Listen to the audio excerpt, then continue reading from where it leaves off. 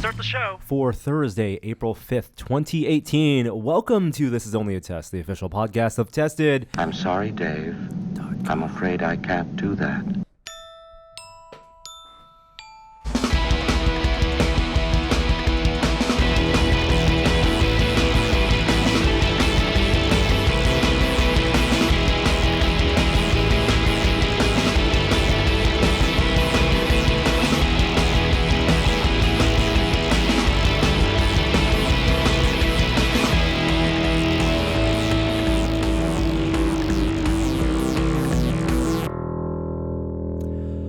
Well, this is the day we've been waiting for. It is? For over almost 3 years since we first heard that Steven Spielberg was going to be directing Ready Player One. Now... Has it been 3? It has not been 3 years. 2015. Seriously? 2015. Wow. Yeah. Is the book even that old? Book is 2011. Yeah, the book, yeah. On April 5th, 2018, we now have a quorum. Everyone in this room has now watched the movie Ready Player One, and so we're going to talk about it. All right. Some of you out there may not have read it. Some of you out there may have read the book and may not have seen the movie yet. But we're gonna jump right into spoilers, I think, right? Or no, let's do spoiler free. Some people don't care. If you don't care, you're gonna watch for the next 5 to 10 minutes or so. You're going to watch three nerds argue with each other about a movie. We might all agree. All right, we're going spoiler-free. Let's go spoiler-free first. All right. So if you haven't read the book, Ready Player One, written by Ernie Klein, in 2011, a Willy Wonka and the Chocolate Factory-like story, young adult book about a boy growing up in a dystopian future who, along with the rest of society, lives in a virtual reality called the Oasis.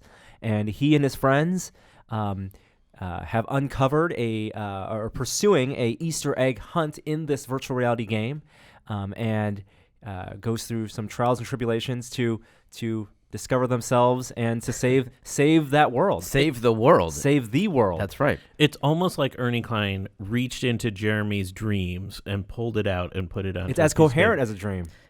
Oh, Ernie, I think Ernie and I have a lot in common. And when I read it in 2011, I was surprised that anyone else would appreciate the book because it seemed like it leaned so hard on this very specific period in history that I grew up in. Mm-hmm. Yeah, but in like a specific beginning and end. Like so you've got like Monty Python, you've got like towards the end of the 80s. He was ahead of the nostalgia train that feels like has been burning up pop culture over the past couple years.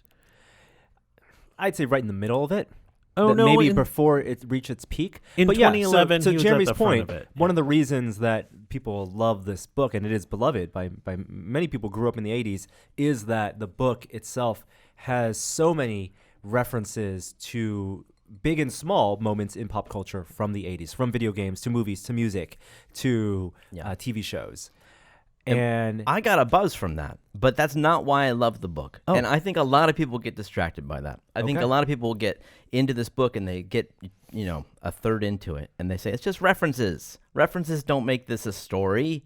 Give me more. True. And I felt like I got more. What did you get? Well, I want to talk about this in the terms of the context of the film. Okay, so... but I guess, can we spoil the book? Is that fair? It is 7 years old now. I think we should. We can spoil the basic plot elements. The fact that the main character Wade Watts, who lives in Columbus, Ohio, his avatar completes 3 Easter eggs, finds 3 Easter eggs, and the hunt for these Easter eggs itself is an achievement because he dives into his knowledge of the 80s and I guess plot elements. We can talk about plot elements. Talk about how he becomes obsessed with the 80s because he wants to win $500 billion. Like, it's not like everybody just loves the 80s. That's an important point. Super important point, right? Yeah.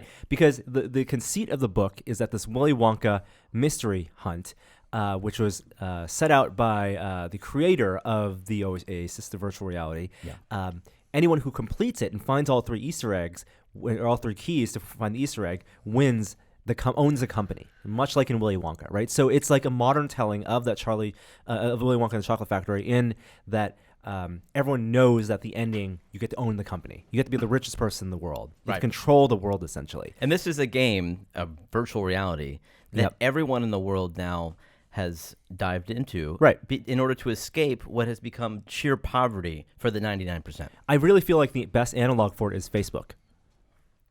I think we'll get to the implications later. Okay, sure. So because let's talk about the challenges then of like why as fans of the book, why you were excited for this film to be made, and some of the plot points from the book that we thought would make this film very difficult to be made. Not only were the references and there's IP and licensing, but in the story, the characters not only talk about the video games, they play the video games that they talk about. Yeah. They play the 80s games. They live them in the very films and TV shows that they love or are a big part of the world. They actually enter those worlds because it's VR, and because the potential of VR is that anything is possible. I just want to point out that there are all the references in this book, I feel, just speaking meta for a minute, are kind of a reaction to Ernie Klein's experience writing Fanboys, which was a screenplay. That's right, he wrote Fanboys. Turned into a movie that he did not necessarily write, and he was distraught over what had happened to his work. Fanboys was in the script essentially about a group of friends, very Goonies-like, who are on a quest to see the Phantom Menace. Because one of the friends, before the film is released, because one of the friends it's his last wish. He's dying of cancer. So and it was turned into a film with Kristen Bell and not a good film either. Well, but it wasn't the film Ernie wanted to make either. No. So but it was also deep seated in that his love for the Star Wars and that's true. that feeling in the late 90s. But I think when the Phantom Menace came out, when he wrote Ready Player One, he wrote a book he thought could never be turned into a movie. Wow, okay. Because it would be too expensive. Like, you couldn't get these licenses. And that ambition was maybe one of the reasons this was turned into a movie. Maybe so. I would say, just to echo Jeremy's point, I thought the nostalgia of the 80s stuff was great texture to the book, but not the reason I like the book. I like the book because the relationships between the main characters, they're reminiscent of Stand By Me, Stranger Things, that sort of, early adolescent, coming of age type relationships done in a very popcorn kind of way. Yeah. Like this wasn't a book that I thought too hard about, because things started falling apart when you think about it too much. Mm-hmm. It's not a masterpiece, but it was enjoyable if I didn't take it too seriously. And all the 80s, all the references just added texture to that world. It wasn't the core piece of it. Wallpaper. But you didn't like the book. I was not a fan of the book. Okay, mostly because of the way it was written. You also read it later. I did. I read it in 2011 before the Oculus Rift Kickstarter. Like, this is back there. Yeah. And this got me so excited for what I've wanted my whole life. VR. And, like, one of the parts of the book that hooked me from the beginning is Wade's experience in school. Right. So in the fiction, kids in the future will be able to attend school in virtual reality if they perform well enough, to be able to do that. And all of the great teachers want that as well, because the teachers can take their kids on virtual reality field trips. They can control their attention, what they're allowed to see, what they're allowed to do. I suppose so. Yeah, but even in the school halls, you can mute the bullies, and you can, turn off your facial expressions. He was tackling the social implications of VR in a way that we are just dipping our toes into right now in the real world as VR is becoming a real thing. And I still think futuristic, even in terms of where we are today. And I dug the technology aspect, and I thought of it as the prescience, like a game experience that is beyond game. Like, if you take World of Warcraft and you expand it to something that everybody would want to do, even for education purposes, that's fascinating. Ernie Klein, the futurist. All right, that's funny. It's a book that's ostensibly about nostalgia, but it's forward looking. Mm-hmm. Should we enter spoiler territory and start let's talking do about it. the film? All right, we're going red. So this light over here will turn red if you're watching the video, and that means we're in spoiler territory. And if you're listening to the audio, let's give it 10 minutes. Oh my gosh. 10 minutes from now is when we'll stop talking Hey, about Ready Player One. We should start just initial reactions. Did you like it? Not like it? Oh, that was okay. I liked it. More than the book? I liked it more than the book. Because you didn't think I the liked book it was okay. much more than the book. It's important to say that the film and the book are really different. Yeah. I mean, the core story is the same, but a lot of the elements are different. The challenges are different than from the book. I didn't reread the book before watching the film. In my mind, the difference is the gulf between the book and the film wasn't as big as I had thought. But going back and now reading stories about the differences, completely agree that, yeah, it's a big divergence from the book. But I think it's closer to the book than any of us thought from the trailers. For sure. Because it's condensing a pretty big story into 2 hours. Part of that is what we expected just because of licensing. Like, Sure. there are certain things that you wouldn't get. But really, the second challenge, which is all about The Shining in the film, The Shining's not even in the book. Yeah. It's war games. Yeah, so... And, yeah. But the spirit of Grail. jumping into a film that they love, and as opposed to, the big divergence there is as opposed to reenacting the film as the challenge. The entire film. Which is just it would not Doesn't make translate sense. Yeah. in film form. Here they are just entering a film world, much like a VR world. Jeremy, what did you think of the movie? And they only have 5 minutes, Right. to solve the puzzle of Right. why are we in The Shining? Yep. I feel that I like it because it's a little bit of the book. Like I like the book. I don't know if I would like this movie all by itself. Wow. Despite the fact that it's gotten pretty okay reviews, like it's high 70s. Yeah, I mean, another big thing is that the movie jumps right in the middle of the story almost. It's not like in the book. It doesn't do a Easter ton eggs, of world building. Yeah, there's the first quarter of the book is world building, setting up that world, and then the main character discovering the first Easter egg himself. Here, they're already attempting the first Easter egg. It's a regular thing that they and the other Gunthers do, which I like, and they make it a race, which I really that visual element is really important. There was great spectacle. I gotta say, I saw it in 3D, and there are a couple scenes that really make great use of 3D. But I didn't necessarily like that they had been in this race and no one had figured out that you have to go backwards. Yeah. None of the puzzles felt challenging. They don't hold up to scrutiny, but I think that's never going to be the case that you could make a puzzle that holds up to scrutiny in a film. And I think that suspension of disbelief is what makes this film perfect for children. None of the children's films we watched, in terms of the Goonies and like where they go on an adventure, and they're the ones to break the code, hold up to scrutiny. None of the 3 puzzles here, from The Shining to the last one, to Adventure, to the race in the beginning, hold up to scrutiny. Really, the fact to believe that he was the first one to figure them out. No, I don't forgive that. I wanted them to make a movie that did. I felt like the book gave them enough material, and if they needed to make it 3 movies, then let's make it 3 movies. Let's break it down. I feel differently. I felt like this movie was good, like Jeremy was indicating, but I actually, partially because the lead up, the marketing was so off. My expectations were so desperately low for this entering this movie that I think it blew it away, and it blew it away in the places I thought it would fall down. I thought the challenges looked good. I thought they didn't overdo it with the references. They were there, but they weren't the core part of why you were there. Yeah, and then it just totally missed the ending. The ending was so far off. Well, you're of talking where about it could the be. real ending or like the Both. adventure ending? Both. Because like the Nolan Sorrento gun scene was just a giant miss. Mechagodzilla? No. Oh, that's the real world. The real world ending. We both thought we saw the same showing. We talked about it after the movie. We both thought that was set up for a better ending. That if the crowd had attacked Nolan or taken his gun away or in some way stopped him from reaching the van, that would have been much more powerful. That would have been the real world making a difference, in powers and numbers. I think that's a fundamental problem with this movie, is that the real world never changes. That what he saves is his fantasy game, and this little stinger at the end where he says, now let's turn it off on Tuesdays and Thursdays so that he can hang out in his man cave, which looks just like his virtual reality cave. That says nothing about, I think the 2 failures of this film, and it's really easy to point out the failures, and we'll talk about things we like, is one, like the real world is left to rot, essentially. And you have this superficial fight that Artemis has to save people from their obsession with virtual reality, and that's just glossed on. Yeah. And then it becomes this stereotypical car chase scene, and the stack, none of it actually gets redeemed in that. And then the second, that's the big macro level problem. The micro level problem is that Halliday, the fundamental problem with Halliday is that his relationship with Simon Pegg, which they seed throughout the entire film as being potentially that's the personal conflict, that doesn't get resolved.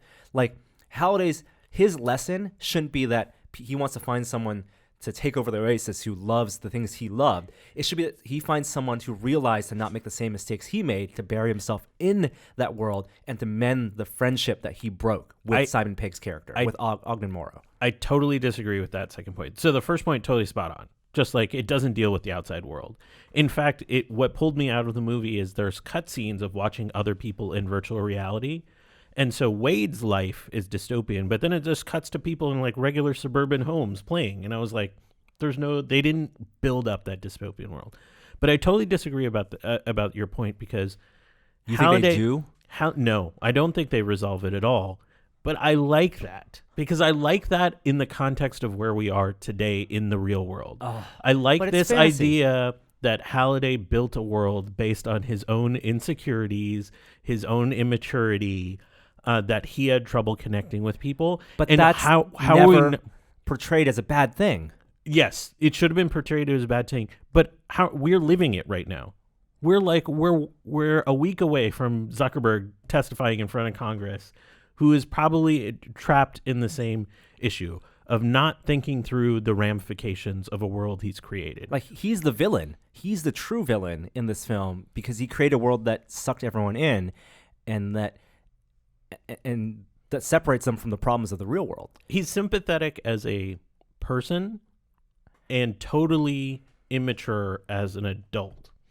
And it never gets resolved. Like, I wish there was a moment at the end when Wade faces whatever that version of Halliday, the ambiguous Halliday AI, whatever it is, where he realizes the keys it's not about holding this precious thing, the 80s, which in the movie it's never even explained why the people like the 80s. It's just they like the 80s because they like the 80s for the 80s sake, not because they want to own this company. Like that, it was really about the lesson, and they almost get there. That when Wade says he realizes he shouldn't sign the document because that's the mistake that Halliday made in kicking Simon and Ogden Morrow out of the company, they never have him verbalize that or make him have that resolution where Halliday and Morrow have that reconciliation. All you have is Simon Pegg opening the back of the van and nodding his head and saying, "I was there all along." I don't think we're ever going to get that payoff. I would love to see Halliday's character acknowledge more of his part in creating a world where other people can connect with each other too. Right. That would have been enough. Mm-hmm. But it made me think about that, even though he didn't say it or acknowledge it, because it was on display. So I didn't mind that part. I actually thought the Halliday character was useful in that sense. I didn't like that the world that the Oasis was never fleshed out into anything more than a game. Yeah. Like, they had glimpses of it in the very beginning of that movie montage when they go to like, you could do this. You could do this, and you go to Minecraft world, and then they never. And if you were to watch the rest of the film, you'd think the Oasis was like a castle and a library. And so what I wanted was at least the school. Like that would have shown that there's more to it. And they intentionally did not show that. Instead, they showed people in real schools looking at computer screens. Right? They went away from that. Yeah. It was too hard to explain that world, I think. That was the task of Spielberg. So for most of the people watching this film, they'd never been in VR, most likely never read this book. How do you build up that idea? Well, you say Minecraft, and they get Minecraft, maybe. Right. But it was more about the negative implications of having a virtual reality like this. And I feel like there are positive implications that they didn't explore. There's just more story to tell. It's been 10 minutes, so if you're rejoining us, give us another 5 minutes. We got 50 more seconds. Oh, well, we should talk about the positive things that we did like. I think the movie... I think Artemis's character was better fleshed out. I like that she played a role in destroying the shield at the end. In the book, it's just Wade's retelling of what he had planned. That's all a big along. difference, where Wade in the book is the one who goes into the detention center, and Artemis here is the one that gets punished. And again, a missed opportunity for her to make that connection to the reference she made earlier about her father dying in one of those loyalty centers. Loved how she was more powerful, hated the relationship that they somehow forced. that was bad in the book, and Yeah, they made it and even worse. They made it worse with her like, it was awful. "Oh, you're not ugly. I accept you." Yeah, oh, like, It's like, beautiful girl. yeah. Maybe it's been a while since we've been teenagers. Maybe that's just how awful teenage and relationships his are. aunt had just died like a minute later. Yes. Before Yes. that scene. Yeah. Surprising thing I liked, T.J. Miller. I thought that character was pretty funny. The IROC character. I'm glad that was the limit to his character, and they didn't have to Yes. like cut to him in the real world. I think that was that was new A new both, addition. Both of Sorrento's minions were new to the film, IROC and Finale, right? What's his name? Daito had died in the book, and he didn't. Right. Both Daito and Shoto, here's Show. Yeah. I like that. It was perfect for as a kids movie.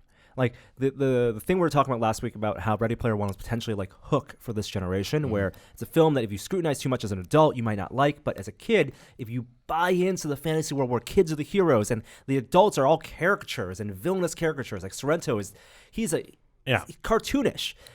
It is perfect for an 11-year-old, a 13-year-old's worldview, someone who plays Minecraft, plays Call of Duty, plays Fortnite, their perception of virtual reality. This was perfect for them.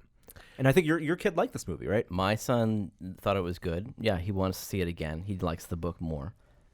I would also say the Gundam thing really paid off. I think this was I saw Pacific Rim the week before, and the moment where Daito goes, "I choose the form of Gundam," that was my favorite part of the film. That was a huge payoff. They're all supposed to have a robot. I know. Oh, come on, Jeremy. They are. You had Iron Giant. Iron Giant was so much better utilized in this film Dude, than I thought. Way better. I'm not even a fan of that movie, and I was put You're off not by a that. fan of Iron No, Giant? it's too slow and plotting. I don't care for Iron Giant. That's just my personal taste. I know. Yeah. So maybe don't invite me back on the show.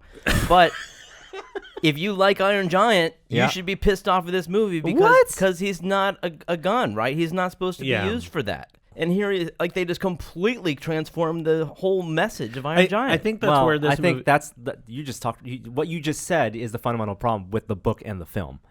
You know, him using the DeLorean and putting Ghostbuster stickers on it. That's different. It's also... No, it's not different. These are just totems of the things they like. It's also what happens when you think about this movie too hard. I mean, because if you just we saw previews for Rampage, and what other garbage did we see previews for before this movie? If you approach it like any other summer popcorn blockbuster, Infinity War. Oh, no. How dare you? We'll talk about that in a second.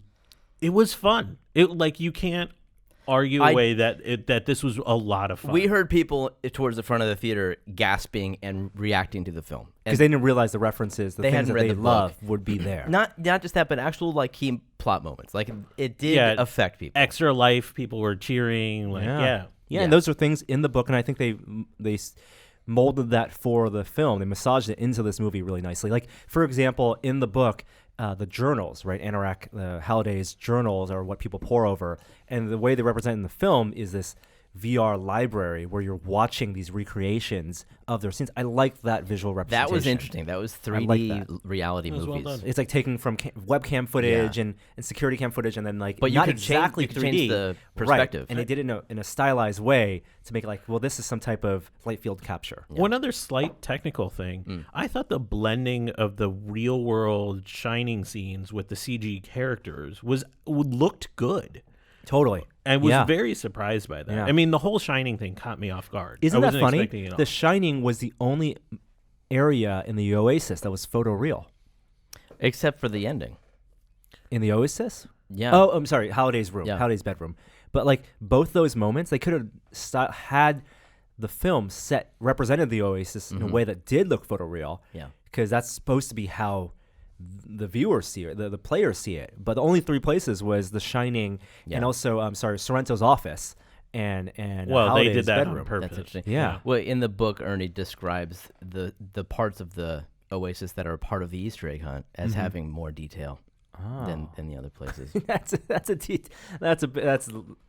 deep cut Hey, from the book. Would you see it again? I do want to see it again. I can't wait to see it again because I like the book, though. I want to see my characters again. I bought the freaking 3D coasters yesterday from GameStop. Wow. Holy smokes. There are a lot of fun things. I think they were clever. Like even if you were a big fan of the book, I think you would have been surprised by some of the fun things they did. Yeah.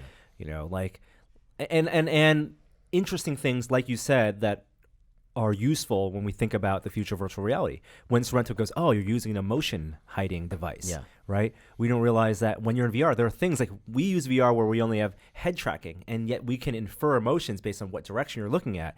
But when you get eye tracking and face tracking, like it's going to be difficult to hide your emotions. So it makes sense that he would have a device that would that would play a set animation as opposed to show his real reactions. Yeah. That's a clever bit of writing. I love how funny. I thought the film was funnier than I expected it to be. Little things like Sorrento having his password as a post-it note, again, doesn't hold scrutiny, but just like that's why he's a caricature. Yeah. Like the adults are all two-dimensional, like perfect Spielberg fake adult, Goonie villains. And Iraq was funny. He was well written. And I thought Holidays, who's the actor? Mark Rylance. What a transformation. Yeah, very different from Will Wheaton's reading in the book. And I thought he did great. I thought his delivery was spot on. He was Made me laugh. Best Supporting Actor winner for Bridge of Spies. He was most recently Oh, in the really? BF He's in that? He was the spy, and then he was the BFG in the BFG, and also in Dunkirk. Great actor. Completely different role. I didn't expect him to do this role at all. My favorite reference was his funeral.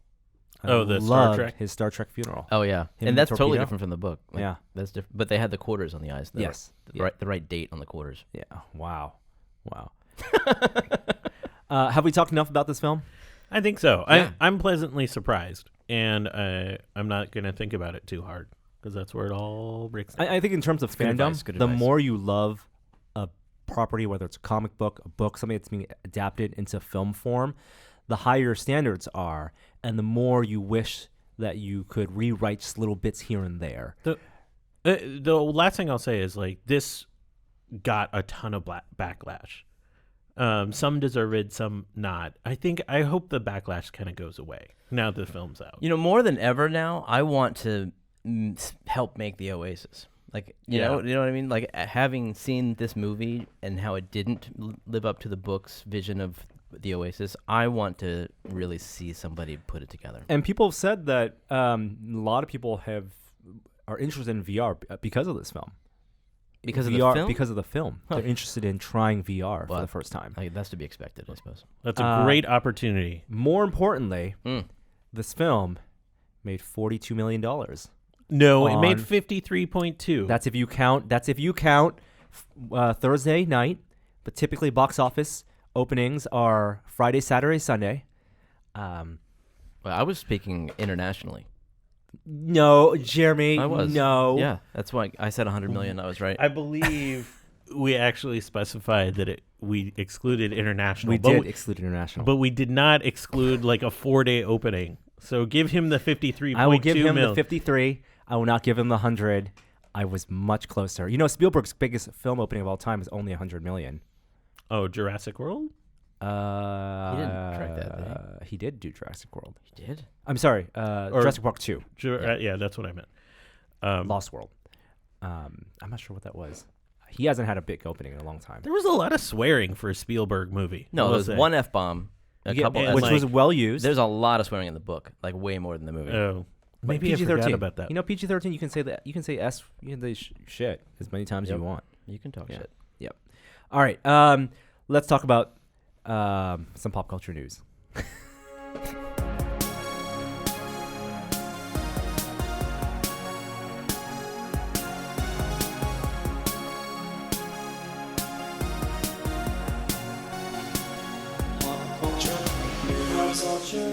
So even though Norm has already started con season with going to WonderCon last week, Jeremy and I are just kicking off this weekend. That's right. Silicon Valley Comic-Con is this weekend. We're going to be there, and Adam, of course, is going to be there. All of your favorite tested personalities. Adam's doing a big panel.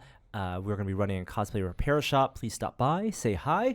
We're doing a big panel. We are doing a big. That's what I was leading up to that. Not only is Adam doing a big panel, Jeremy and I are also hosting a panel on Sunday, 12:30, on, you guessed it, virtual reality. Yeah. We're doing a panel on art and creativity and art productivity tools in virtual reality. It's not as boring as that sounds. So, like, what kind of guests are we talking about? We have some guests from the Oculus Medium team, as well as the Google Tilt Brush team. But basically, focus on artists and the art they're creating in VR. Oh, that's really cool. It'll be just like that Walt Mossberg Kara Swisher interview with Jobs and Gates. Yes, Exactly. Say something. Yeah. Say one thing you like about the other. Well, And you and Jeremy won't be able to find that phrase. yeah. No, but what's cool is we're gonna have people doing live demonstrations of the tools, and it's not gonna be like we're talking about what they're doing. It's just gonna be they're doing that, and we're having this cool discussion in parallel. It's gonna be really great for people with ADD. You're on your pathway to create the Oasis. There you go. Saturday at 3:30, I'm on a panel called Science and Science Fiction that we're exploring different elements of the ways good science has influenced science fiction and vice versa. I'm going to be talking about parasites and how that relates to the science world. A friend of mine, Terry Johnson, who's a bioengineering professor at Berkeley, is talking about the world of the small. And there's one other person. Megan Palmer is talking about something else, and I can't remember what. If you look at the guest list, a lot of interesting people are going to be there. Our friend Gary Whitta is going to be there, hosting and moderating a Star Wars panel with Mads Mikkelsen from Rogue One. Very excited for that. Andy Weir is going to be there, talking about future cities. Hopefully, we're going to get him on Still Untitled, actually. We're going to do a couple Still Untitled recordings while we're there. Nice. Has he done one? I thought he did one. No, He did one. No. Oh, He's cool. only done a Talking Room a Nice. long time ago. So it's fun to... There's also a ton of interesting science guests. Mae Jemison, astronaut. Star Trek actress. Oh, that's right. She was in TNG. That's right. Oh, I forgot about that. There's a ton of folks from NASA Space Centers that will be there. Some folks from the AI world. Should be really interesting. CTO of Boosted. What's he doing there? What's he talking about? Boosted? I don't know. I just saw him on the guest list. Huh. All right. All right, Silicon Valley Comic-Con, and I think Steve Wozniak may be there. He must be there. his Well, show. yeah, he's got to be there. Yeah, it's his show. Stan Lee's going to be there. I mean, for those who don't know, the Silicon Valley Comic Con is as much tech as it is pop culture. Yeah, perfect. At place least in theme. perfect place for testing. So are we going to see you guys in cosplay at the cosplay I'm going to repair go show? for comfort over cosplay. You can do both. I've seen you execute a comfortable cosplay. Yeah, we'll see. All right. I'll be working. The mayor will be out. Oh, yeah. Oh, yeah? All right. Yeah. We're going to go through the rest of pop culture relatively quickly because we did so much Ready Player One talk. Infinity War is coming out end of this month. Holy cow. I know. Isn't that crazy? Yeah. And the Russo brothers, who directed this film, along with All the good ones. Civil War and the second Captain America film, and the next Infinity War film, whatever it's going to be, they have issued a public statement, a letter to fans, asking them, pleading with fans, you out there, us in this room right now, when you watch Infinity War, please resist spoiling the film for other people. It's gonna be their Empire Strikes Back. Yeah, so it's totally futile, but Yeah, they it's Streisand effect. Oh, of course. But at the same time, don't you get the sense that there is some kind of Empire type twist in this movie, that's right? What I'm That's thinking, what I got from right? this. Like the fact that they're putting this message out there already built it. One, perfect way to build up anticipation, and two, it just confirms basically. I think people are going to die. Many people are going to die. I didn't know Spider-Man was Thanos' son. It's gonna be crazy. But Crazy. when you saw Empire, not you. When you saw Empire, you didn't have any idea that Darth Vader was Luke's father, right? Like that was I didn't. like so. But in this case, it's a little different because we're like acknowledging that something crazy is going to happen. Well, we have People are gonna we die. have source the last material. time? It's just who's going to die. Right? When's the last time there was a moment in film that caught you that off guard since Empire? Maybe Sixth Sense? Sixth Sense. Sixth That was Sense, the first probably. one. Right? And then after that, you expect all his films to have twists. Usual Suspects definitely Yeah, caught me. yeah. We're talking 90s here, early 90s, mid 90s for Sixth Sense, but like really, It's hard. Get Out definitely caught me off guard. Huh. But there was buzz that something was going on in that movie. Good call with Usual Suspects. Yeah. yeah, it's tough to put a twist in the film and not bring awareness to it before the film comes out Nowadays, especially. these days. It's just that there will be a twist. Like I just You know, I don't think it's a twist. We're all I think expecting they're something. major developments. Okay. Things that fans would feel like would be a surprise to fans Yeah. and would ruin their surprise and their enjoyment potentially of the film. Well, I guess you just have to go see it opening night. That's the Or only way to avoid it. It's going to be tough that week. 'Cause Stay on social media. reviews are going to be out. Websites they're not going to be able to resist putting out all these spoilers. The moment the rumors hit the web. I'm not going to be online. Yeah. Don't try to reach me. He that won't week. be. Yeah. Did you hear about Captain Marvel? So they announced the cast list for Captain Marvel. Captain Marvel, who may or may not be in the new Avengers film. Oh, interesting. This is Brie Larson as one of the huge She'll be in character. there. Yeah, she's not in any of the posters yet or the trailers. She'll be in But it's a film that already has been reported to be set in the 90s. So Okay. this is Sam Jackson, and they're bringing back many of the actors from. That's your 80s. Thank you, Jeremy. Thank you. The 90s are my 80s. Yes, that's true. Saved by the Bell all the way. They're bringing back some of the actors from the first Guardians of the Galaxy film, including Ronan. Lee Pace. Yes, Lee Pace. And I'm really excited for this. A period piece, a Marvel period film set in the 90s. Can't wait for the fashion. Indistinguishable from today. Do you think it's going to be on Earth? I think part of it will be on Earth, and then part of it will be set in. I mean, the film must establish why Captain Marvel has been missing for the past 20 years. Yeah. And who she is. Well, probably, and who she is. Yes. Or Details. We also have this week being the 50th anniversary of 2001: A Space Odyssey. It's something actually we talked about a lot on This Week Still Entitled. If you want to download that podcast. Shocking that Adam wanted to talk about this. But you guys have any shout outs for 2001 that you guys want to give? So I have never seen 2001 in a theater. Oh, okay. Yes, I've seen it so many times, but have you seen it in a I've theater? seen it twice in theaters. I've never seen it in a theater. It's being released in 70 millimeter in May. I'm definitely going to go see it because I mean, is the experience good in a theater of seeing it? Yeah, with a good sound system, that's the most important part. The sound The system. sound system for the music and the silence. The silence, I understand. I mean, what? I don't even know where to begin with this movie because how just incredibly meaningful it is. I mean, we've been talking so much on this podcast about artificial intelligence and AI. This is the movie that is like the closest to our reality, even though it's like a little bit too intelligent of an AI still. It's like close.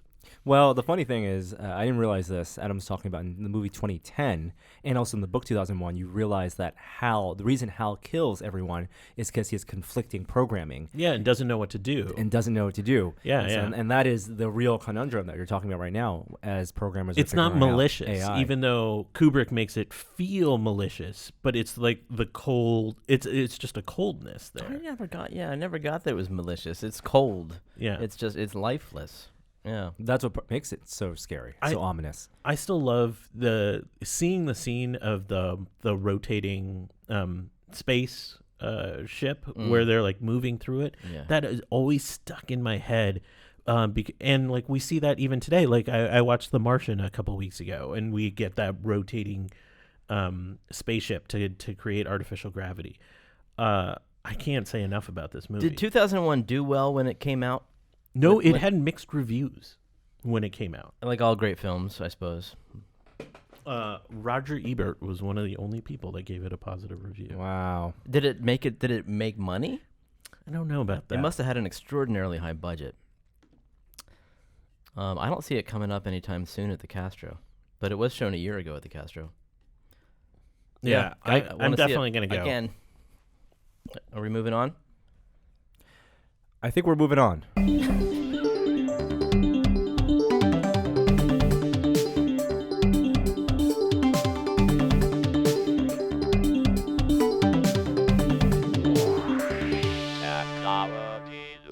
The reason I hesitated there is because it reminded me as we're talking about 2001 about if you're a model kit builder, there aren't many 2001 Space Odyssey model kits out there.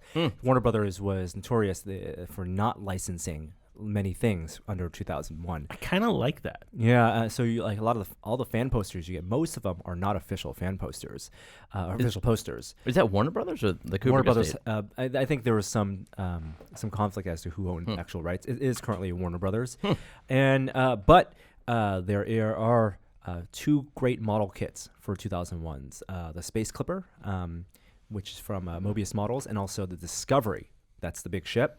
And so we had interviewed Mobius Models a couple of years ago at WonderCon when I first saw that ship, and I forgot that it is on sale now. So I need to make my purchase so that we can possibly build one. Okay. Yeah, let's do that. I've always wanted to make a HAL. Oh, yeah. There are plenty of kits for making HALs on the RPF. I mean, like an interactive one. You know, make it, Oh. use maybe like an Echo to do the voice recognition and then have it trigger actual HAL lines. See, that's the tough part. How are you going to response.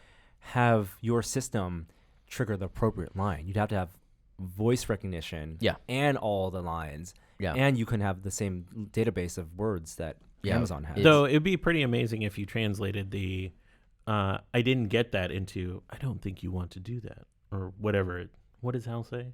I'm afraid I can't do that. Yeah, I'm afraid I can't do that. Yeah. Ooh. Oof. Whew. Some heavy news this week in terms of technology news. Just yesterday, as we're recording this, we had reports of a shooting at the YouTube headquarters. And we know some people who worked there. Thankfully, everyone we know is all right. And looks like, as of right now, the people that were injured are still alive, even though there's someone in critical condition.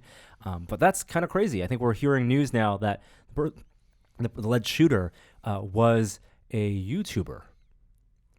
Yeah, I don't know anything about who it's and a female. Yes. I don't know anything about her beyond that. And was apparently, and there's still a long way to go about this, upset about how YouTube treated some of her videos, whether it be censorship or demonetization. And I think I want to say, I want to be really careful here because there's so much information that we just don't know at this point, and it will be altered. So I try to avoid much of this in the first few hours, if not days, following one of these, and just say it's sad. I am very, very curious how Google and YouTube are going to respond to this, because they've had very strong responses to other threats to their organizations, going back to, the Google guy James Damore leaving the company, and so I'm really very curious what's going to happen. I mean, it's one of those things where I feel like there's been a story in the past where someone has gone lashed out at a media company, like a broadcast company. We're not talking about like network, but like someone internally. But one of the reasons that this feels strange is that this feels like a normal person, right? Like anyone who obviously had problems, but anyone could put their stuff on YouTube, anyone could feel wrong in the same way this person felt wrong by YouTube. And it's not like someone going into CBS or ABC and doing something crazy. This is like anyone who can be on YouTube and feel the effects of whatever they felt. I worry about that becoming the narrative, because, as you said, anybody can do that, but may have been the trigger for this, but it wasn't the reason. The reason had to have been some kind of instability, some mental illness. Right. There were other factors that is the cause for why this led to this. Mm-hmm. And it's because they had a YouTube channel and were dissatisfied with that for whatever reason. That doesn't make sense to you and me, because it shouldn't. That is not why this happened. So I hope that doesn't become the narrative. On the other hand, I mean, I can totally understand if YouTube and Google and all companies want to lock down their campuses and big security. I wonder if this is just going to become part of a massive trend. I'm sure they already had pretty stringent security procedures on getting into the facility, but what the ripple effects are going to be across the tech community will be interesting to watch. Speaking of interesting to watch, you mentioned earlier Zuck is being called to testify in front of Congress. Not just called to testify, he agreed. He'll be testifying next Wednesday. We're recording this on Wednesday morning, and it was just announced that he agreed that he will go testify in front of Congress. Now, we have no idea what he's going to say. We know there's going to be a bunch of grandstanding from congressmen on how Facebook treated data.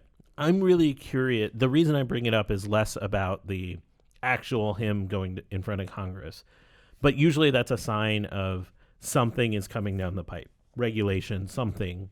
And I think that's a lot of the conversation in like the big tech world now. Is it? And we've seen reactions in the stock markets indicating this. They're worried about regulation coming into the space. Do you think regulation is coming to these companies? What form?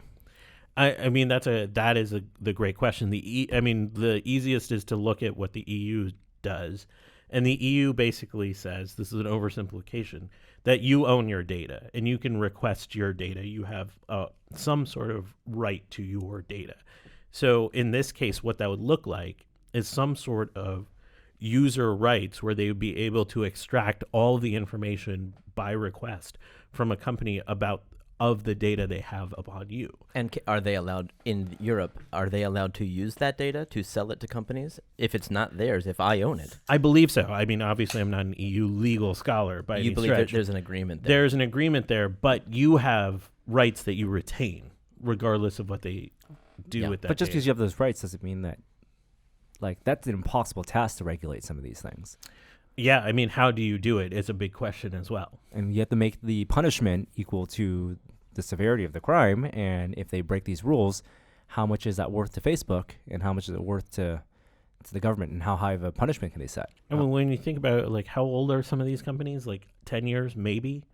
And with how big of a landscape is shifting on their feet, I can't even imagine the apparatus that it takes to regulate these industries. But do you feel like it's necessary at this point? Yeah. Oh my God. Yeah, they're not going to self-regulate. I mean, if anything, if you scoff a little bit, but I actually wonder, because I don't know if you can do it. Well, that's what I'm saying. I think it's necessary, but I don't know if it's practically possible. What information would you want to retain that you don't currently have access to? Is there something that you? How do you keep talking about this as if it's like my ownership? That's the fear. I don't. What is the? My concern is what they're doing with it. Like, who are they? Who else has access to it? Do they sell it? Can other people scrape it? Like, what can people learn about me and my? So you're saying circle that of the friends? regulation would change the terms of the API, essentially. I mean, I don't know what the regulation could do. I see that as the problem. So, would you want sort of transparency on what that is, or restrictions on what they can do? Certainly restrictions. Certainly. Yeah, I don't think transparency is enough because most people don't care. Yeah, I mean, but even if the information's available. This is a real opportunity. There's been Facebook's exoduses every couple of years since there was Facebook, and why isn't there somebody showing up right now saying, "Come here, everybody. We're privacy focused. Come to our social network." Isn't that what Mastodon is doing right now? I feel like that is a play that exists right now. But right now we're focused on Facebook. But don't you think that other companies are already doing this with your data too? Like, I wouldn't be surprised if Twitter's doing this. Oh, we talk smack about Apple a lot, and Google. That is Apple's MO, is privacy. They don't do social networks. Well, because they have you hear about that interview. There was an interview last week at the Apple event when they launched their new iPads, and I think it was for CNBC. And Tim Cook said, it was asked, I think by Kara Swisher, what would you do if you were in Facebook's position right now? And Tim Cook said, well, I wouldn't be in this position because they make hardware, right? And of course, it got the chuckles from the crowd and also people in this room. And then Zuck came back and, Facebook said, don't think Apple cares about you any more than we do. And I think that is a hell of a comeback because he's probably right. He's probably right. And I know the Apple line is that we sell hardware. Yeah. But guess what? Services and people's data, that's hugely important to them. And don't feel like they're going to protect you if they can make money from it. Do either of you feel like there's an overreaction happening, though, based on the... No, I think it's about time. Really? Yeah. I think there's some overreaction here. I mean, don't get me wrong. I understand people that have strong feelings about privacy, why they do it. I totally respect that. But the breach, I'm not sure is enough of a problem that it leads to this level of regulation. It's a symptom of the problem. It's a symptom I can understand. It's the straw. Yeah. And, And I know we don't get too political in this podcast, but Trump did not win for much beyond a straw. He did not win by a very wide margin. Oh, I think I'm going to talk about it in a moment of science. There's very scant evidence that that breach influenced many people at all.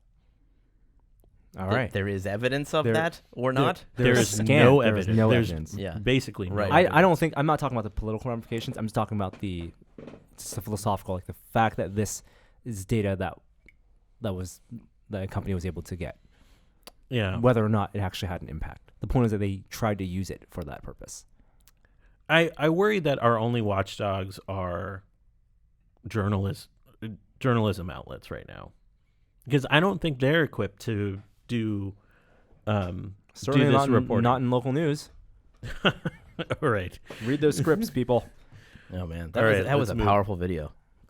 There are many cut downs of that thing. We're talking about the Sinclair broadcast network and the requirements that some local anchors, many had to read some propaganda From the same script. All right, let's move on. Yeah, that's why you cut the cord. That's why you don't watch local news. That's why you just watch what you pay for. And soon you can watch just ESPN, because ESPN Disney is launching their own a la carte app. Which I'm sort of shocked by. The one thing I'm shocked by is it launches April 12th, which is a week Yeah. from now.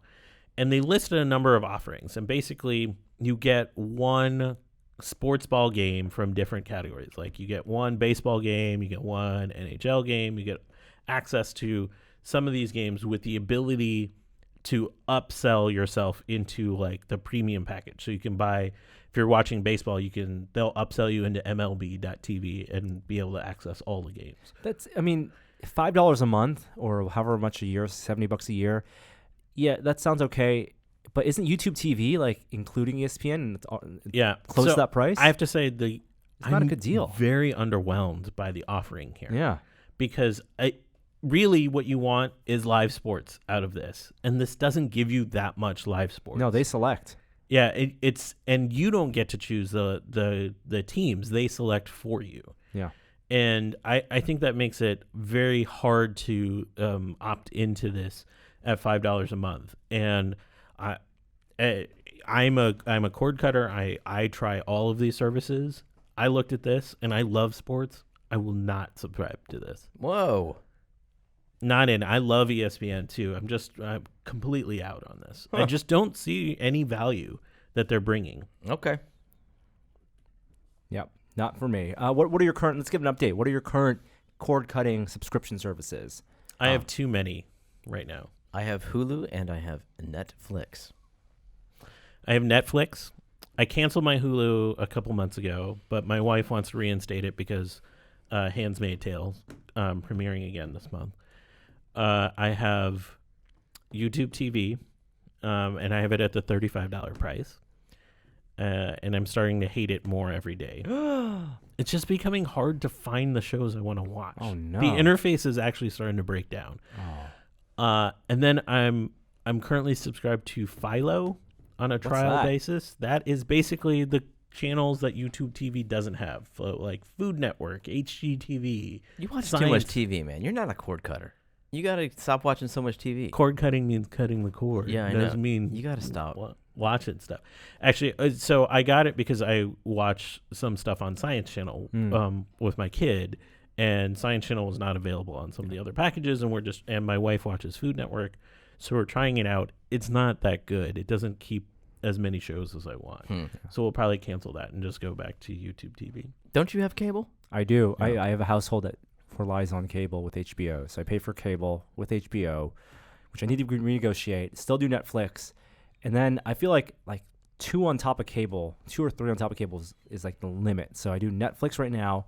I share Hulu with someone, and then my third subscription service, I haven't decided what I want to do yet, but I'm leaning toward Filmstruck, which is TCM Criterion Collection. Oh no! What are you talking about? You get the whole Criterion Collection? They cycle things in and out like Netflix does, but it's Are all you the streaming. really going to be able to watch that much stuff? It's the stuff I can't find on Netflix, the classic movies. No kids, man. But it's the same thing as like Movie Pass. Like you have to be able to watch enough of those It's true. that justifies not just renting them. Yeah, $5 a month. Yeah, absolutely. Yep. We have bunny ears. Let's not rule that out. Bunny ears freaking rock in 2018. They give you this high-def picture that's beautiful. We watched the whole Olympics that way. Amazon Prime. I guess we all do Amazon Prime as well. I don't know if I've ever watched something on that. It's built into your Prime. No, What? It's there. There are some great shows on Amazon. Marvelous believe Miss it. Maisel. But you don't understand. I do not watch stuff. Like, it's got to be Arrested Development, The Office, Westworld, like the cream of the cream. Westworld, new trailer. We didn't talk about this in pop culture. This looks good, man. I was forced to watch the trailer. I was trying to hold myself back, but I was watching. I'm surprised. The new. It was a pre-roll in front of Barry, the Bill Hader show, and there's so much going on in that trailer. It's too much. It's too many teases. The music. Yeah, the music with so Nirvana. good. Yeah. Oh my God. Yeah. All right. Enough gushing over content. I know we're all content whores sorry. out there. Hey, no one said CBS Digital. CBS All Access. CBS All Access. Yeah, not really. Maybe when Discovery kicks off again.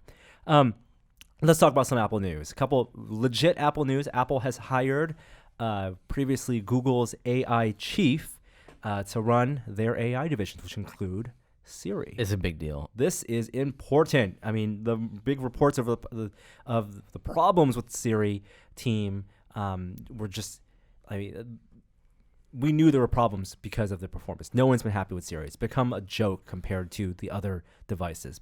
Well, and it's improved over the years, but it has not managed to catch up. That's part of the problem. So, Apple announced that the Google's previous chief of search and artificial intelligence, John Giannandrea. They call him JG. JG. He's going to run Apple's machine learning and AI strategies, reporting as one of 16 executives who have a direct line to Tim Cook. Direct report, man. Yeah. How much does this guy make? That's It doesn't matter. How good is he at his job? I read an article saying that there are 10,000 people in the world who are qualified to lead AI research. Like, there's nobody. If you want somebody, 10,000 people. 10,000 people in the world. This is one of the highest paid lines of engineering right now, and this guy reports to Tim Cook. I mean, wow.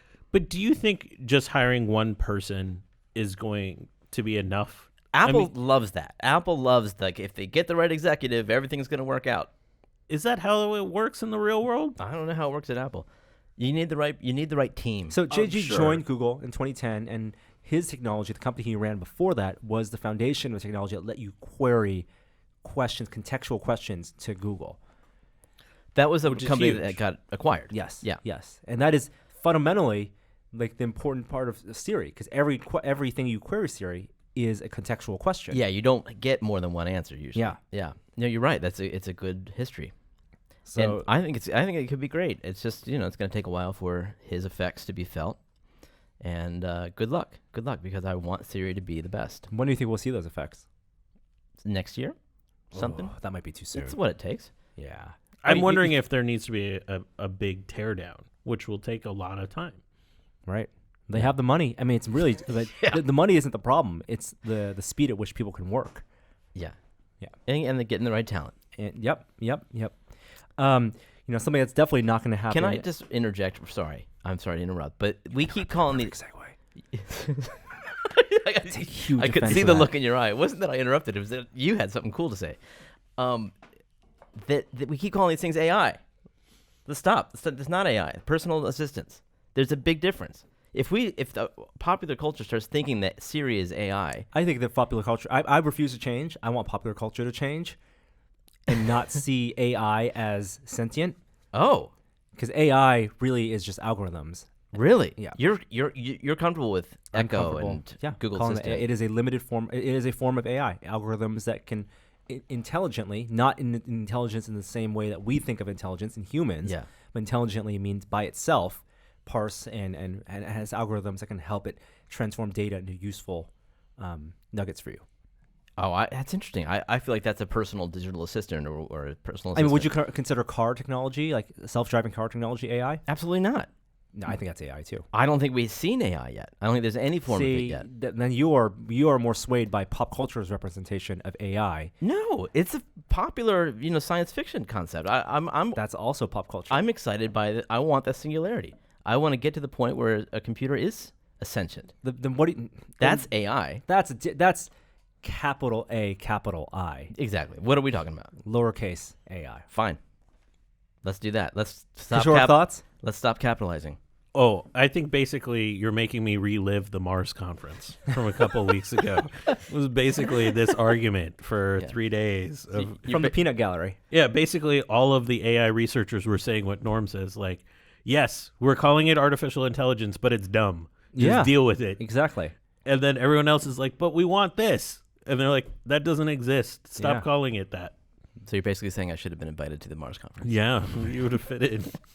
Okay. Something won't happen next year, but maybe 2020 at the earliest is a big rumor that Apple may be switching its chips finally from Intel chips to its own chips. Not on iPhones, we're talking about on their Macs. Somewhere, Will Smith is giving himself a high five. That's right. Because he's been calling this on this podcast since like 2012 or something. Yep.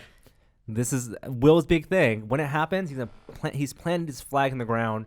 We should have something in the back of this podcast room that has Will saying Apple will make their own chips. Apple's going to dump Intel. It would be, I mean, they've done it once. They got rid of PowerPC to move to Intel, and it was with OS 10. It was very tough for developers to shift and application makers to get their products to support Intel on Mac, but it happened. And now the reports are that they, in the interest of converging the applications across iOS and macOS, which is the philosophical debate of whether that makes sense. Completely different interfaces, completely different use functions. I don't want to see it happen, but I could totally see it happening. This is an inevitability. It's been an inevitability for years, right? Why? It's gonna be tough to change. Why is it an inevitability? Because Apple put this roadmap in a long time ago when they started switching the chips and the PCs. Doing their own chips? Yeah. Doing any of their own chips? Yeah. I can see that. So that's not a argument on whether this is a good or bad decision.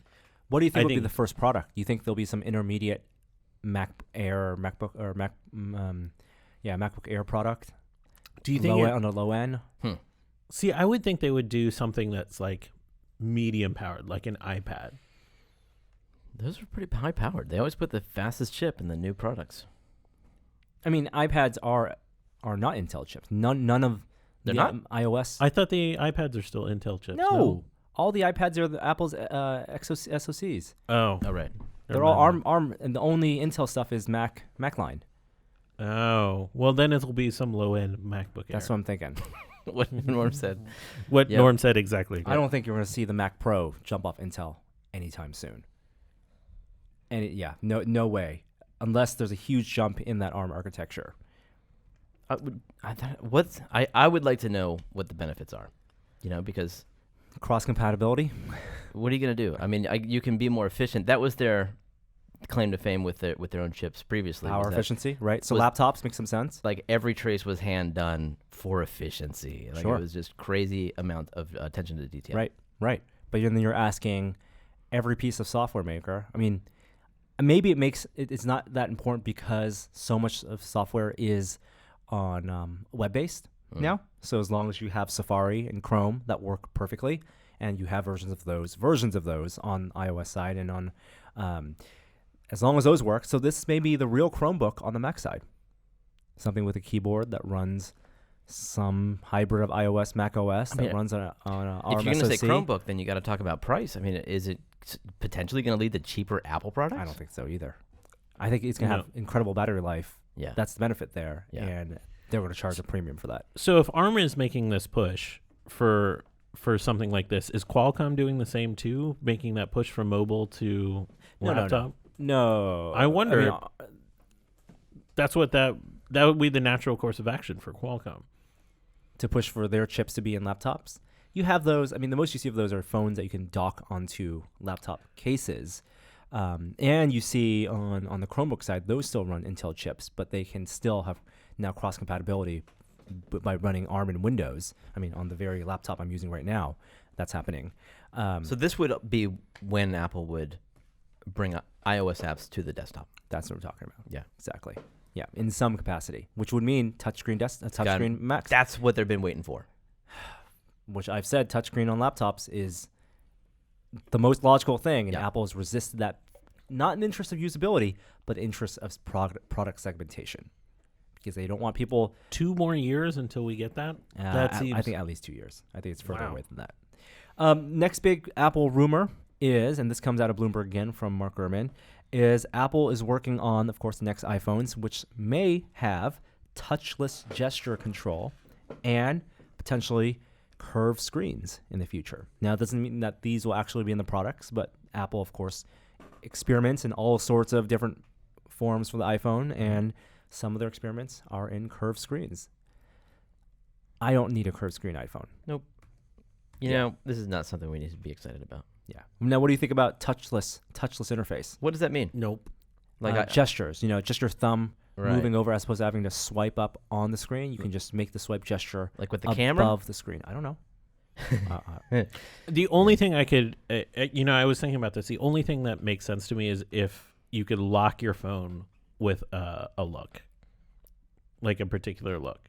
That might be useful. With a look? Yeah, if it can unlock by Let's seeing do your that. face, but if you can close your eyes to lock it or something like that. I think this makes much less sense on iPhones and much more sense on iPads and even on desktops. Like moving windows Gestures, and stuff? Exactly.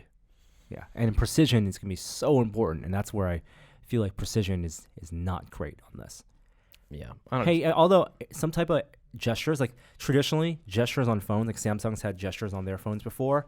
They're like infrared sensors, leap motion light, not very accurate, very like broad gestures, right? If Apple can do it in a way where it's very precise finger gestures, where that can maybe be one step into their AR push, for example, because we want hand input as an input method for AR, that would make a lot of sense to me. There's a ton of gestures people already have access to on iOS that they don't use. Like, nobody uses the stuff with 3-finger swipes. Like, who even knows about that stuff? I use 4-finger swipes on iPad. No, I'm not. I'm talking about real people. Okay. So not people who love every single feature.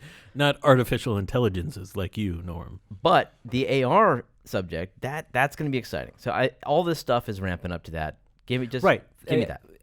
The one way to look at Apple's products is everything they're doing in the iPhone now and going forward should be in service of their big next product push, major world-changing product push, which we're hoping and we're thinking is AR. That's what I meant to say. So if there are going to be experiments in terms of gestureless controls or gesture touchless controls on iPhones or on iOS, that should be in service of training their algorithms, training their recognition systems to make the best AR product when that launches. Yeah. Just like ARKit is doing right now for the world recognition and their SLAM stuff. Yeah. All right. Products that were launched that failed in that category, you can now put Steam machines in that category. It. You don't mean the little thing, like the little box. No, I mean like desktops. Like a PC that is Valve. That ran Linux, that ran Steam on Linux. Now, Valve is still going to continue developing Steam on Linux, but no longer having partnerships with OEMs to make set-top boxes, essentially, that run Steam. So they didn't sell well, I guess. They didn't sell well. It was a hard sell in the first place. I know Valve has a philosophical drive for this because they're very anti-Windows and anti-monopoly, and Linux is their platform of choice. But, between the Steam machine and the Steam controllers and Steam OS, not many people adopted those as their right after the Steam console. machines were announced, they came out with that awesome little $50 Steam product, Steam Link. And now, granted, I don't use it. I did buy it though, and $50. That makes a lot of sense to me as something that can relay your PC to your TV over your home network, because that's what people already had. If you into Steam, you already had a PC. Yep, and you're probably running Windows, and Steam Link let you run that Windows on your TV in your living room. Yeah. Speaking of Intel, Intel has now fleshed out their 8th gen Core processors, including Core i9. Ooh, i9. That means 6 cores. Now on mobile. Minimum 6 cores. 6 cores is Core i9. Yeah. Holy cow. On mobile, and there are a bunch of laptops now from makers like Gigabyte and Dell that have the new Core i9 processors. Are they reducing the nanometer? Is this a tick or a talk? It is all 14 nanometer plus. So they have not reduced it since 2014. Aren't they about at the limit, though? They are at the limit. Yeah. They call it 14 nanometer plus. And so we're hoping maybe, I'm sorry. This one is a reduction. I was thinking of last year's. 8th gen was 14 nanometer. 9th gen is 10 nanometer. Holy cow. We're 10 nanometer. We're not going smaller than that. Ice Lake. This is it. 10 is it, right? We can't go. I thought 12 was supposed to be the limit. Yeah. I don't know how they got to 10. So we're at 8th gen right now. Core i9, 8th gen, 14 nanometer. Hopefully next year, we'll see Ice Lake, which is 10 nanometer. Could you please go to their plant and do a tested video about how they make these? I think it'll go over my head. If you could get a camera down to the size of a nanometer so we Yeah. could actually see what the differances would be. Joey's got one. Right. Well, something that's not over our heads that we can wrap our heads around, Lego. Let's talk about kids' toys. All right. I bought Lego for the first time ever. What? Yeah. I bought the Tron idea. Oh, Lego Ideas. Kit, yeah. Wait, how is that the first Lego you've ever bought? Well, I mean, I had to make an account on Lego.com. Like, I don't buy Legos. I'm not like you guys. So it's not something that I... Your kids don't... What the heck is going on? Oh, my God. Your kids don't build Lego? No, for me. For yourself? I have bought... No, we've talked about this before. You've bought plenty Like, for your kids. I saw the Lego movie, and like I was the Yep. kid, and my son was the dad. Like we had it Wow, flipped because yeah, I yeah, was yeah. like, "Go outside the lines." He's like, "I must follow the instructions." Wow, okay. But so I'm excited because I've never ordered a Lego for myself. And this is Tron. The Tron Light Cycles. Legacy Light Cycles. Yeah. Does it light Twin up? And It will if it's mine. It's gonna light up. all right, clear Lego pieces. Lego, a couple Lego bits. They've announced their new UCS Star Wars set. It's the Ultimate Collector Series. This is the Y-Wing, UCS Y-Wing.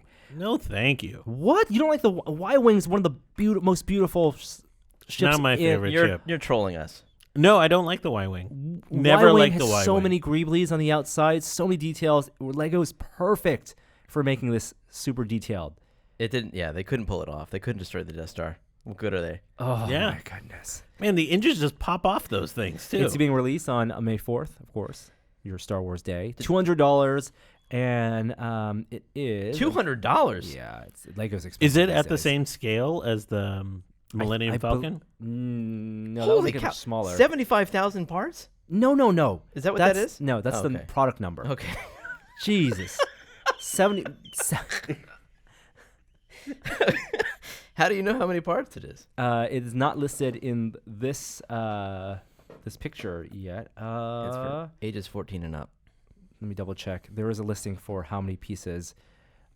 Almost 2,000 pieces. 1,967 pieces. All right, cool. So that gets close to your 10 cents per Lego brick price point. Comes with a little Porkins minifig. There you go. Wow. Now I'm in. I'm back in. Back I in. like Porkins. Back in. Stay on target. I speaking of toys, I went to a Toys R Us this past weekend. Oh, I did my pilgrimage. It was the first Toys R Us I went to in maybe a decade. Oh, yeah? Yeah. And Closeout sales. like, was it the last weekend or something like that? No. They've been doing closing. I don't know when they actually shut down, but they started their bankruptcy sales on the 23rd, and I went 1 week after. It wasn't empty. Plenty of people there. Plenty of toys still there. The deals were not great. Was it? So I wasn't expecting like you to get great deals, but what was it like? Was it sad? Was it like you just understood? I forgot how many toys. I mean, I'm so used to going to Target or GameStop to buy toys these days that I forgot what it was like to go in a store filled with aisle-to-aisle toys. Yeah. Where you have your power wheels in the back and your bicycles and just there's so many RC toys, video games. It just felt great to walk in there for an hour. Now, the sign outside said 30% off bankruptcy sale, closeout sale. Most deals were 10% off, and for Lego, it was only 5% off. So plenty of things on the shelves. I did buy a Playmobil toy, Ghostbusters Stay Puft Marshmallow Man, and overpaid for it, of course. Even with 10% off, it was like $5 more than on Amazon. Yeah, that explains why they're going out of business. Exactly. Speaking of Star Wars, I got personal news for Star Wars Lego. Okay. I am now a Star Wars Lego VIP member. What does They that sent mean? me so you sign up for the Lego website, Yeah. and that makes you a Lego VIP, which is their rewards program. Okay. I got in the mail the Lego VIP black card. So what does that do? Special Star Wars deals. Star Wars Lego deals. Like overpriced special Lego deals? Or like early access? Maybe early access. They've only sent them out to people who bought the UCS Millennium Falcon. Oh my gosh. Yeah. Wow. Yeah. All right. So you'll let us know what you I'll get? let you know. Okay. I'll let you know. On the podcast? I want you to I'll flash loop you guys in. flash that card around a couple like places. I'm Like, gonna go to Lego store downtown and just like casually take that out. Yeah. What do I want to spend on? Just kind of. and they won't fan know what it myself is. with it. It'll be amazing. It looks like a Lego VIP card, except it's all black with the minifig on it. Yeah, I'm excited. Like the Amex card where you can get a green M&Ms. What? You know, if you get like the Amex Black, you can call the concierge and ask for a bag of green M&Ms to be delivered to your hotel room, and it will just happen. Are you joking? No, this is like an expensive card that's invite only, and all Why kinds green of M&Ms? It's one story I've heard. It's just Wow. like you have a concierge that makes things happen. All right. So it might be kind of like that. Yeah. Did you guys watch Silicon Valley this past weekend? You guys No. aren't caught up in the new series? One of the plot points was Dinesh buys a Tesla. And I was a little disappointed. He got a Model S. Boo. Their deal that they didn't have a Model 3 in there. I'm surprised because it's a lot more on the road. Well, Tesla has announced that they've shipped almost 10,000 Model 3s in the first quarter of 2018, but that's still a ways away from their goal of making 5,000 a week. At this rate, 3 months for 10,000, that's 12 weeks. They're basically making 1,000 a week. I mean, they are definitely ramping up because they only made 2,500 in the previous quarter. So that is a pretty big increase. Yeah. Mm-hmm. The question is, can they keep up that same rate of increase? Because that's what it'll take to get to 5,000 a week. And I don't know. I mean, I think that's the Tesla shares kind of dropped a bit on news ahead of this. They were worried about it and has rebounded at some. It seems like they're behind. Have you gotten any updates on your No updates. date? Mine No. still said April to September. For No when email. you could order. Yeah, that was their estimate. Yeah, It is April right now. it is currently April. Any day now, I could be getting that invitation to put money on a Tesla Model 3. Mm-hmm. I'll let you know when I get it. What color? I honestly haven't even thought about it. I haven't done the showroom thing. I want to go in cold. I'm not ready for that thought process You're a yet. chill customer. All right. Have you thought about what color you would get? I'm not getting one. Yep. Sticking with the Bolt. Wow. I would go black or blue, not red. Okay. Before we move to our next segment, I want to thank the sponsor of this week's episode, and that sponsor is 12 Tomorrows. The 12 Tomorrows series is published by MIT Press and explores the future implications of emerging technologies through the lens of science fiction. Ken Liu writes about virtual currency that hijacks our empathy. Elizabeth Bear shows us a smart home tricked into kidnapping its owner. And Clifford V. Johnson presents in graphic novella the story of a computer scientist seeing a new side of AIs she has invented. They encounter metal melting viruses, vegetable-based heart transplants, search and rescue drones, and semi-automated sailing ships. Sometimes hilarious, sometimes frightening, and always relevant. It's a series that offers compelling visions of potential futures. You can check out 12 Tomorrows at mitpress.mit.edu/test. Again, that's mitpress.mit.edu/test. I actually have bought several books from MIT Press, and I love all of them. And thank them for sponsoring this week's episode.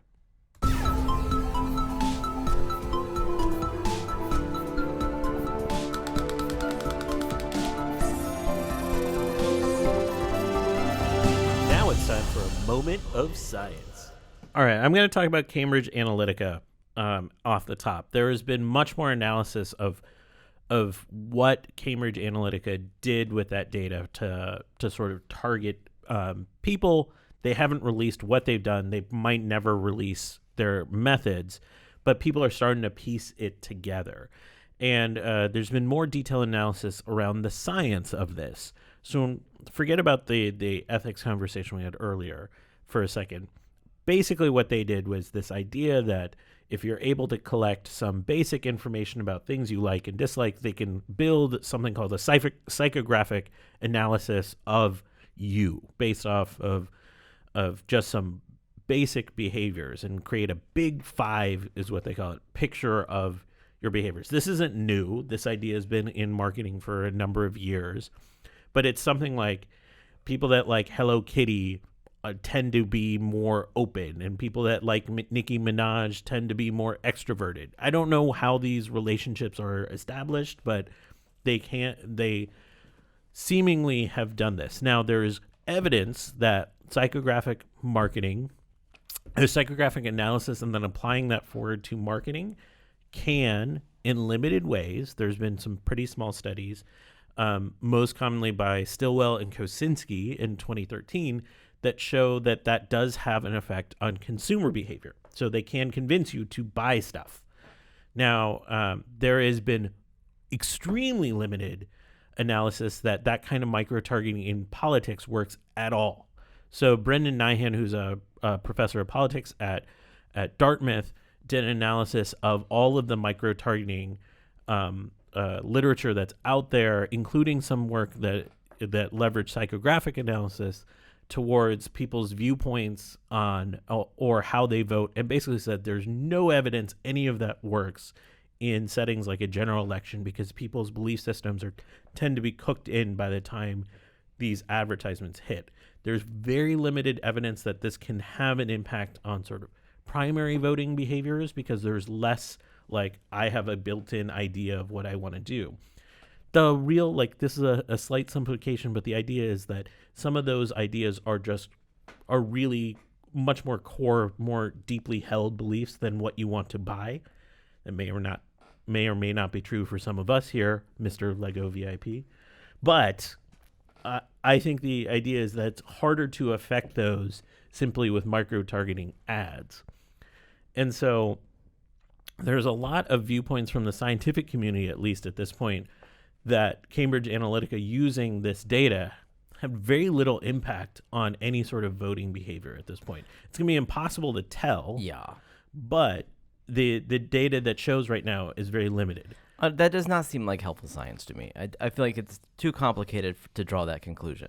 I don't think First that's of all, the case. Cambridge Analytica is a company that made millions based on contrary research to what you just said. They convinced they others. sold a thing that wasn't built on science. Well, maybe that's true, and maybe all of their services were for naught. However, they didn't think so, and their customers didn't think so. So you're talking about there was intent. a lot of money spent to believe otherwise, and I would say at the very least, it just amplifies that echo chamber and solidifies people's beliefs, in a way that is just not helpful. Maybe. So 2 things. One, you don't need Facebook data to build psychographic analysis. There's companies out there that actually sell you data based on other behavior you have on the web already. So that isn't something that they needed to essentially hack Facebook to do. 2, we might find out, because that EU regulation I talked about at the top of the show, individual users can request how their data was used by Cambridge Analytica because it's an EU company. So right now there's a bunch of researchers trying to gather enough users to submit requests to Cambridge Analytica to try to understand how they used user data. And with that, they might actually be able to piece together if they actually had any effect in that way. What we need are just calm, level-headed discussions between opposing viewpoints. That's what I want. And I have an idea for a company to make that happen. And I will talk about it later. Okay. Whoa, And what what a we've tease. been building, Jeremy saves the democracy. Wow. Exactly. That's what we need. Yeah. I just think it's fascinating, for as much discussion as Cambridge Analytica has gotten, that there's very little evidence that they did anything. I don't believe that moved they the needle. moved the needle, but I think it's more about intent. Weirdest science story of the week was, I don't know if you watched the SpaceX webcast. They had another launch. There was a resupply mission, the ISS. They stated on the webcast that they were going to have to cut the feed after the second stage, which is very unusual. Usually you're allowed to see it. And the indication is that NOAA, the National Oceanic and Atmospheric Administration, has applied some regulations to SpaceX webcasts because their webcasts qualify because they have a camera in space as a remote sensing device. Oh my gosh. What? And so they have to apply essentially for a permit to show some of that footage. And you know what they didn't apply for a permit for? Mr. Starman. Oh, no. Flying way out there. So they're in trouble. So they did actually have to apply for a permit this time, and were only granted a provisional permit to show footage through the second stage. And so that's why it was cut off. Now, no one knows the exact reasoning behind this. People are assuming that there's a little pushback from NOAA because of them not getting a permit for the Starman stunt.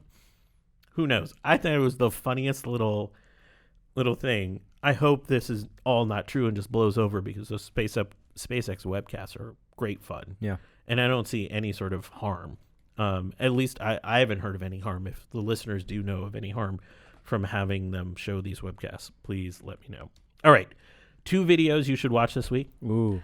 One is terrifying because I don't like spiders. So spiders don't just use their silk to spin webs. They use them to travel.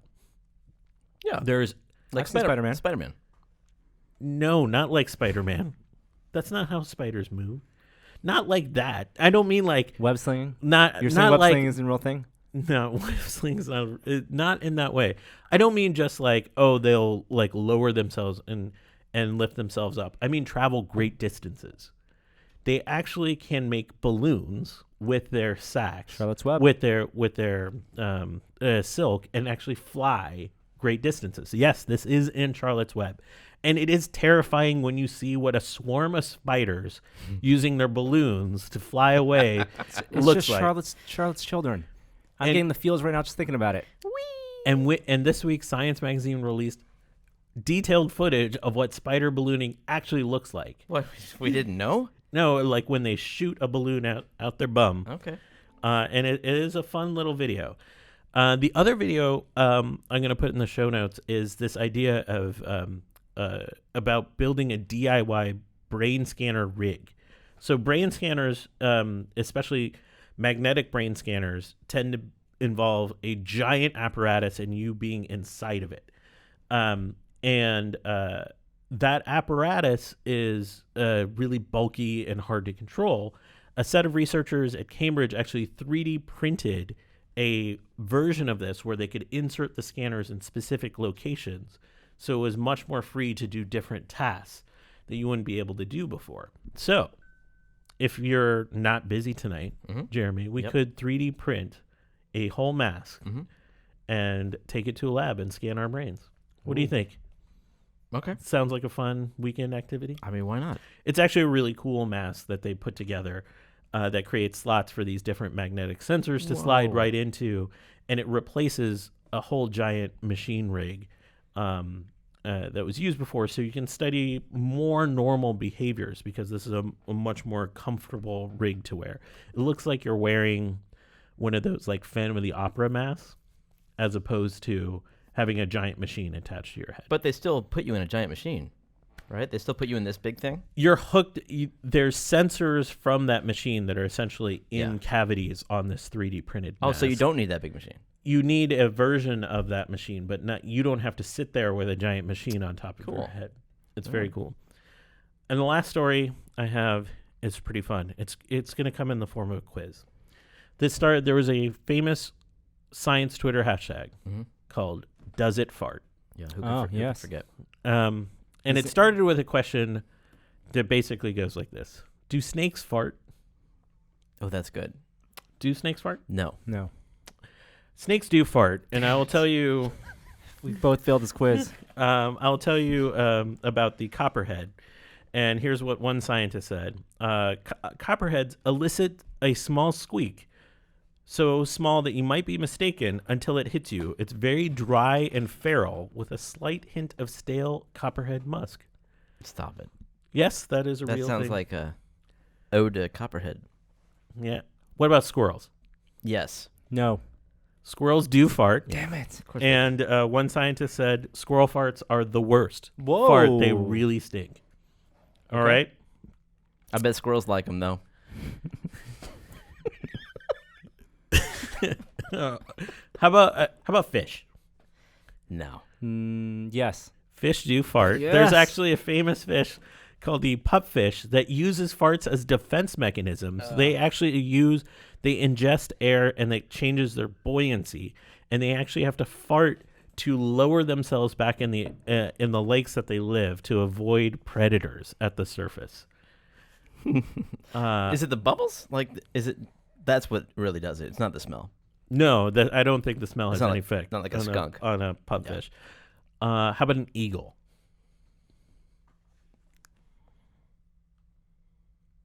Yes. No. Eagles don't fart. Birds, as a classification, do not fart at all. Oh. I'm bringing all this up because the people that were behind the hashtag, Danny Rabiotti, I think I'm pronouncing her name right, and Nick Caruso actually have a book out this week called Does It Fart? An examination of all the creatures of a number of creatures in the mammalian world and whether they fart or not and why. Well, you named a lot of non-mammals. Well, yes. They didn't examine insects. Okay. That's the follow-up book. All right. Cool. All right. That does it for a moment of science. Let's go to VR. That's a fine transition. The VR Minute. Virtual reality this week. All right. There's only one thing we want to talk about in the VR Minute. Let's do it in a minute because you'll see more of it on this week's episode of Projections, and that is the Vive Pro. We've had it for a little bit, and we've had a chance to use it. Yes. Embargoes for the Vive Pro review went up this week, and ours are not out yet because we are still doing some testing. Do you want to give away what we want to think about it?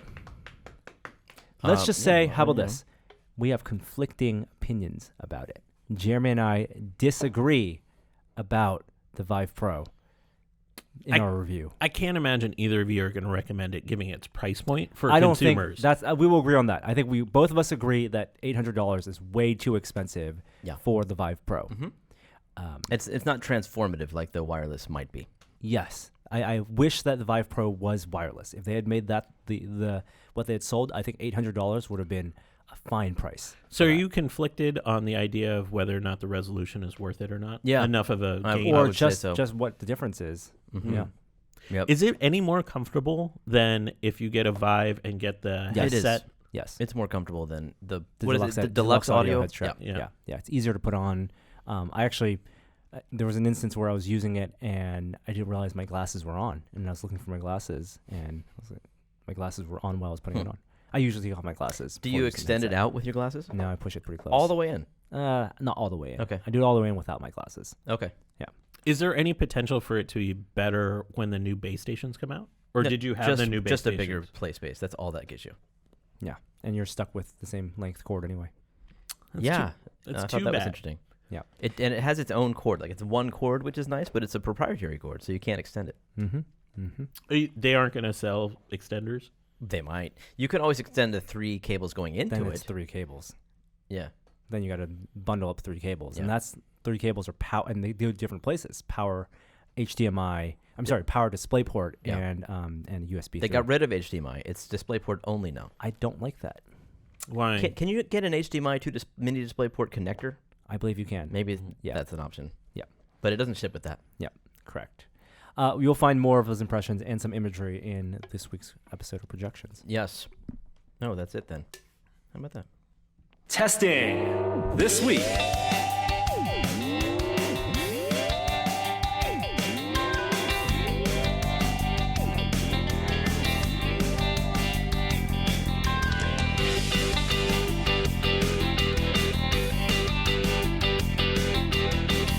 Hey, what have you guys been testing? Well, Okay. I can tell you about something. let's your cure for democracy. Oh, God, that's going to be so good. Just wait. No, I'm going to talk about a little surge protector that I got from Amazon. It's called like IoT. I should just search my history.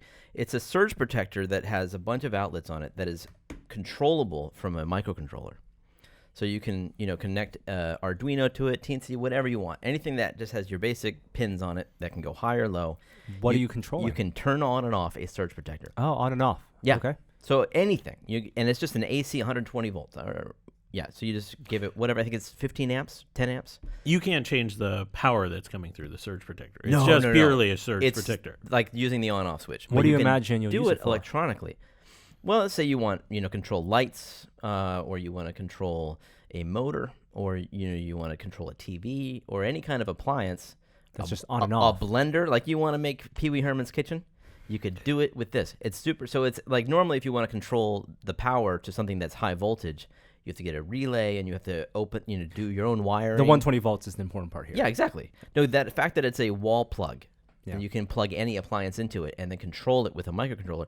It's pretty cool. It's $28.49 on Amazon Prime, IoT relay. And I thought it was pretty neat. So you can, there's different outlets. There's outlets for normally on. There's outlets for normally off. So when you give power to it, it switches it. And there's 1 or 2 always on outlets too. How many total outlets? 4. 4. Yeah, it's a neat device. It just makes it super simple to control your appliances with a Arduino or whatever. They Anything have but those. the actual functionality of those appliances. Yeah. Purely the power state. It's just on and off. And the one bad thing, if you want to do quick switching, is that it forces a 3-second debounce.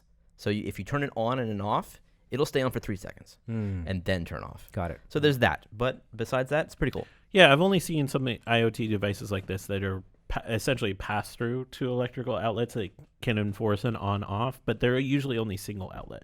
So to have 4, Yeah. did you say 4? Yeah. That's kind of great. Yeah, it's neat. I bought the Marvel Legends Infinity Gauntlet articulated electronic fist. It Wow. should be arriving at my home tonight. You got to wear it next week. It was $100. Oh my god. Free shipping. What our name is? Holy smokes. I saw a lot of unboxing and reviews of this. I'm not terribly excited compared to like the brass gauntlet Does it light that up? I'm It building, does. but it does light up, and the fingers articulate, and that's unique for a toy. Can you wear it? Yes, I don't buy gauntlets that I cannot wear. All right, you got to bring it in. Got to Yes, bring it in. of course. We were on a shoot this weekend, and we got a new voice recorder or sound recorder, which is the Zoom F8, and we've been loving it. Has 8 inputs. We've attached a big battery pack to it and lets it run for days on end. But the other thing I bought was a camera, 360 camera that I've been testing. This one actually came out last year. It's called Insta360 and your standard 360 camera. You can plug it to your phone with Lightning connector, or you can just press the button and it'll record, take photos, or do 4K video, 4K stitched, meaning the individual detail of an image. Of an object in the image may not be as high resolution as if you just pointed a GoPro at it. But the quality is decent automatic stitching. But what's cool about this is this update they released 2 weeks ago for their app and firmware for the camera, which takes advantage of the gyro data that's built into the camera. And it basically does auto stabilization on 360 image, such that you can have it mounted on a car, mounted on your chest, or mounted on even like your pet, and the video you get from it, the 360 video, it looks extremely smooth. You posted something on Twitter following Ripley. Yeah. How do you control that rotation? So that rotation. So I'm not that interested in 360 video, because I think unless you're wearing a VR headset, watching 360 video on your phone or on your laptop is kind of boring. On your phone, you have to use the gyro on your phone to sometimes look around, like use your phone as a window. But I think 360 cameras can be useful for making traditional rectangular video. Which is what you did. Which is what I did. Yeah. And so the app lets you crop your 360 video into 16:9, 1:1, or 9:16 vertical. And you can drag where your finger is for where your subject wants to be in the frame. So as you're playing the video, you can drag your finger to basically become your own camera director after the fact, cinematographer. So while you're rendering your rectangular video, that's how literally you do it. It's creating these points. Oh. Or you can lock in and say, hold and lock and say, I want to lock into a subject and track that subject around 360, which is what I did for Ripley. Oh, It does subject tracking. because That's cool. It wasn't like super smooth. It was kind of robotic as the turns. Yeah. Huh. Yeah. And that's when it loses tracking. And then you can press play again. I actually have a review of this going up on the site later today, so you can check that out. And you can watch how it happens. But it's super cool. Like all 360 cameras, it's only going to be interesting if you're within like 5 or 10 feet from the subject. Yeah. Anything further away, it gets real small. But we did a test with 2 people on skateboards weaving around each other, and it basically replaces having a mechanical gimbal because you're just capturing all the video and then in post using digital stabilization and, Is that as and good? tracking. Stabilization is amazing. Like I was really blown away. You can watch in the video. I'm like moving my hand left and right like a gimbal, and the video is just rock solid, smooth. Oh. Yeah. So that camera, it's only available the stabilization on iOS right now, but it's made by Insta360, and it's a pretty neat camera. Okay. And that's it for this week. True. If you have thoughts about Ready Player One, post them in the comments below. Let's discuss. Let's talk about it. More importantly, come out to Silicon Valley Comic-Con and We say can talk hey. in person. We can Yes. debate Ready Player One in person at Silicon Valley Comic Con. It seems like the right place for it. We have an outro this week. We do. It's a new one from Logan Smith, who also sent a bumper for Top Story of the Week. But Whoa. I forgot about it. So next week we'll unveil that. Well, I want to hear it. Okay. Okay. But let's hear the outro Okay. first. Here's the outro. Hi there, I didn't see you.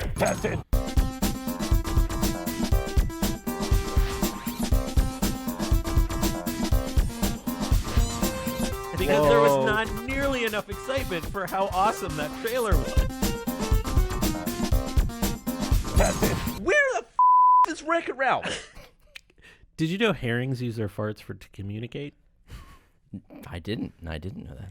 It's amazing. The more you know. Like the whole fart world underreported.